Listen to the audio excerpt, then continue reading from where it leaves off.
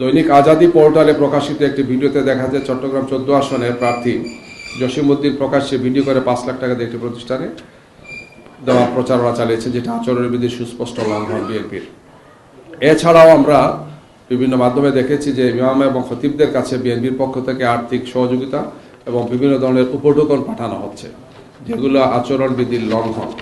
এইভাবে গত কয়েকদিনে অনেক জায়গাতেই নারীদেরকে হেনস্থা করা, নাজেহাল করা, নারী কর্মীরা যাতে ফুটে বেরোতে না পারে তাদেরকে হুমকি ধুমকি দেওয়ার ঘটনা একটার পর একটা ঘটে যাচ্ছে। তো আমরা তাৎক্ষণিকভাবে এই সমস্ত ঘটনাগুলো স্থানীয় প্রশাসনকে জানিয়েছি এবং সেখানে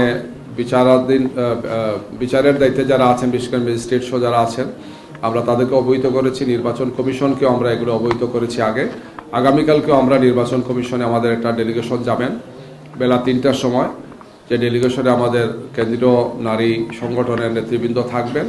আমরা সেখানে এই সমস্ত বিষয়ে আরও বিস্তারিতভাবে নির্বাচন কমিশনকে অবহিত করব।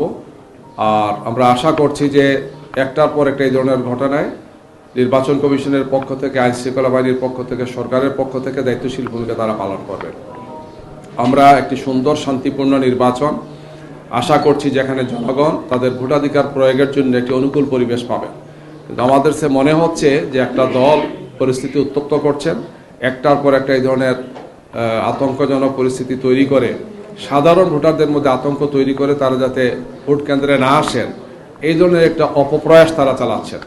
আমরা তাদেরকে দৃশ্যাসন করতে চাই, সরকার এবং নির্বাচন কমিশনকে বলতে চাই যে অতীতে ফেসিবাদ যে কাজগুলো করেছে, আগামীতে যাতে কেউ এই কাজটা না করে, নিজেদের ফেসিবাদের তকমা যাতে তারা নিজেদের জন্য যাতে তারা বাছাই করে না আনে, সেটা আমাদের প্রত্যাশা থাকবে গিয়ে।